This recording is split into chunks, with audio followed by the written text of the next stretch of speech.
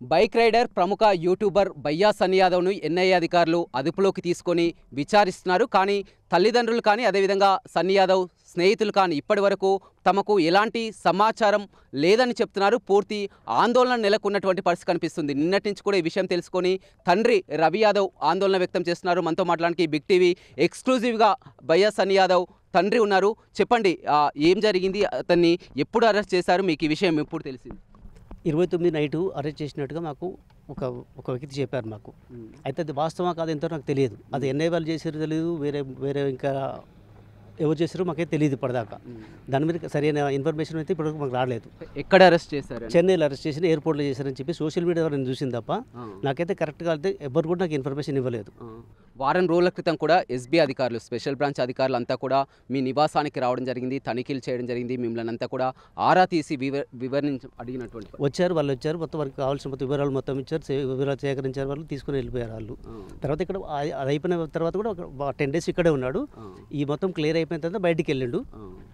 అంటే అతను పూర్తిగా పాకిస్తాన్లో 2 నెలల పాటు పాకిస్తాన్లో అక్కడ ఉండడం జరిగింది. అక్కడ కరాచీ, లాహోర్ వివిధ ప్రాంతాలు కూడా పర్యటించి పూర్తిగా ఆ వీడియోలన్నీ పోస్ట్ చేయడం వల్లనే ఇప్పుడు అతన్ని అదుపులోకి తీసుకున్నారని కూడా తెలుస్తుంది.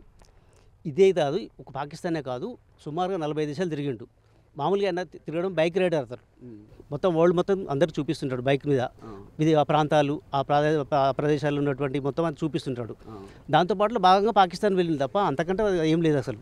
దాంట్లో మ్యాటర్ లేదు. అనవసరంగా సోషల్ మీడియాలో ఇష్టం వచ్చిన వార్తలు రాస్తున్నారు అసలు. ఆ పాకిస్తాన్ సంబంధాలని, ఉగ్రవాదం అని చెప్పి చాలా రాస్తున్నారు అసలు. అది కరెక్ట్ కాదు అసలు. కరెక్ట్ తెలుసుకొని రాయాలి తప్ప ఇష్టం వచ్చిన రాయొద్దు కదా.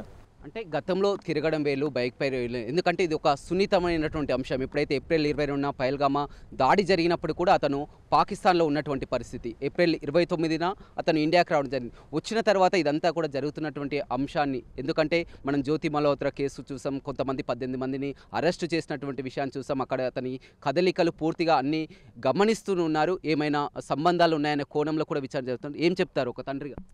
అసలు జరిగింది ఇప్పుడు మనకు ఉగ్రవాదం జరిగింది ఏప్రిల్లో జరిగింది. దీనికంటే ముందు ఫిబ్రవరిలో వెళ్ళాడు అతను. ఫిబ్రవరిలో వెళ్ళి వచ్చిన తర్వాతనే జరిగింది అది. అంతవరకు సంబంధం లేదు అంతటికి. ఎంతకాలం పాటు ఉన్నాడు పాకిస్తాన్? సుమారు 2 నెలలు ఉన్నాయి అనుకుంటా. అప్పుడు కూడా ఇదే విషయం, ఏదైతే బెట్టింగ్ యాప్లో కేసు ఉంది కాబట్టి ఇండియాకు రాలేక అక్కడ ఉండిపోయినట్టు. అట్లేం లేదు, బెట్టింగ్ యాప్ దానికి సంబంధం లేదు. ఈ బెట్టింగ్ యాప్ తర్వాత వచ్చింది. బెట్టింగ్ యాప్ అనవసరంగా దాన్ని కూడా చేశారు తప్ప బెట్టింగ్ యాప్ పెట్టి అక్కడే ఉన్నాడు. ఇండియాకి వచ్చేసిండు. బెట్టింగ్ యాప్ పెట్టింది దాని తర్వాత దానికోసం ఇండియాకి వచ్చిండు. అదే అందులో కాస్త రిలీఫ్ కలిగింది, హైకోర్టు నుంచి వచ్చింది. మళ్ళీ ఈ కేసు మీరంతా కూడా పూర్తిగా నిన్నటి నుంచి కూడా చూస్తున్నాం, అంతా ఆందోళన ఉన్నటువంటి పరిస్థితి. ఏమనుకుంటున్నారు, ఏం చేయాలని?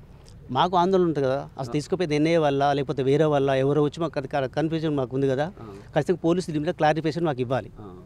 ఎవరు తీసుకెళ్ళని చెప్పేసి ఖచ్చితంగా పోలీస్ డిపార్ట్మెంట్కి మాకు ఒక ఖచ్చితంగా వివరణ ఇవ్వాలి.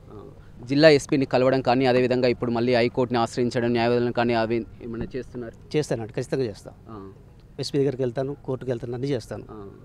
ఎందుకని పదే ఈ విమర్శలు ఎందుకు వస్తున్నాయి? ఎందుకంటే బయ్యా సన్నీ యాదవ్ ఒక మారుమూల ప్రాంతం, మనం చూస్తున్నాం. ఈ ఒక చిన్న గ్రామం, ఇక్కడి నుంచి కూడా చిన్న ఏజ్లోనే అతను బైక్ రైడర్గా తిరిగి వస్తున్నారు. ఇంతవరకు బాగానే ఉంది. కానీ ఇప్పుడు బెట్టింగ్ యాప్ ప్రమోషన్ అని, ఇప్పుడు ఎన్ఐఏ అధికారులని, ఏంటి ఈ విమర్శలన్నీ కూడా మీకు ఏమనిపిస్తుంది అసలు? నాకు చాలా బాధగా అనిపిస్తుంది. నాకు చాలా బాధ అనిపిస్తుంది. అయిందానికి అందరిని ఉత్తరం రాయడం, పేపర్లలో పబ్లిష్ చేయడం, అది రాస్తున్నారు అంతే కదా. ఇక వాళ్ళు విషయం తెలియకుండా రాస్తారు ఎవరైనా సరే. అంటే బాగా బెట్టింగ్ యాప్లో కూడా కోట్ల రూపాయలు సంపాదించారని కూడా విమర్శలు కూడా వచ్చినాయి గతం. బెట్టింగ్ యాప్ ప్రమోషన్ ఒకటే వీడియో ప్రమోషన్ చేసిండు, అది కూడా కాదు అసలు. అది దానికి సంబంధమే లేదు అసలు ఆ విషయంలో కూడా. ఇప్పుడు ఏం కోరుకుంటున్నారు మీరు? ఏం కోరుకుంటున్నారు ప్రభుత్వానికి కానీ, అది ఏం చెప్పాలనుకుంటున్నారు? ఖచ్చితంగా మా బాబు అడ్రస్ తెలుసుకోవాలి అర్జెంటుగా. మాకు బాబుని ఇమ్మీడియట్ మాకు ఎక్కడ తెలియజేయాలి. మీకు ఎవరు కూడా సమాచారం అందించలేదా మీ అదుపులోకి తీసుకున్నట్టు? ఎవ్వరు నాకు ఇంతవరకు సమాచారం ఎవరు ఇవ్వలేదు. ఎలా తెలిసింది మరి మీకు అరెస్ట్ చేసినట్టు? జస్ట్ సోషల్ మీడియాలో చూసాను, నేను కూడా అంతే. మీలాగా నేను కూడా సోషల్ మీడియా చూసిన తప్ప నాకు కరెక్ట్ ఇన్ఫర్మేషన్ ఎవరు ఇవ్వలేదు. అది ఎన్ఐఏనా వేరేది ఇంకా ఇప్పటికి కూడా కన్క్లూషన్లో ఉంది అది. అంటే చెన్నైలో ఉన్నప్పుడు కానీ మీతో ఫోన్ మాట్లాడినట్టు, అరెస్ట్ అయినప్పుడు ఎప్పుడు మాట్లాడు చివరిసారిగా? నాకు చివరిసారిగా 3 days బ్యాక్ మాట్లాడండి ఫోన్. అరెస్ట్ కావడానికి 3 days ముందు మాట్లాడు, అంతేకాని తర్వాత మాట్లాడిపోను. ఇంటికి వచ్చి సోదాలు జరిగిన ఆ విషయం అన్నీ కూడా తెలిసే కదా తనకి? ఆయన ఉన్నప్పుడు జరిగింది మొత్తం అన్నీ. ఆయన ఉన్నప్పుడే మొత్తం జరిగింది, ఆయన పోయినాక ఏం లేదు. ఎందుకని ఏమవుతుంది? ఎందుకంటే అప్పుడు సోదాలు ఉంచారు, ఏమీ లేవని తెలిసింది. మళ్ళీ ఇప్పుడు అదుపులోకి తీసుకున్నారంటే ఏమనుకుంటున్నారు సార్? ఏం జరిగింది? ఏం లేదండి, నథింగ్ అండి. అంటే రకరకాలుగా, ఎందుకంటే అక్కడ పాకిస్తాన్ ఐఎస్ఏ తోటి వారికి ఏమన్నా సంబంధాలు ఉన్నాయా, గూఢచారి వ్యవస్థ అనే కోణంలో వివిధ న్యూస్ కూడా చూస్తున్నటువంటి పరిస్థితి. ఏం చెప్తావు మీ అబ్బాయి గురించి?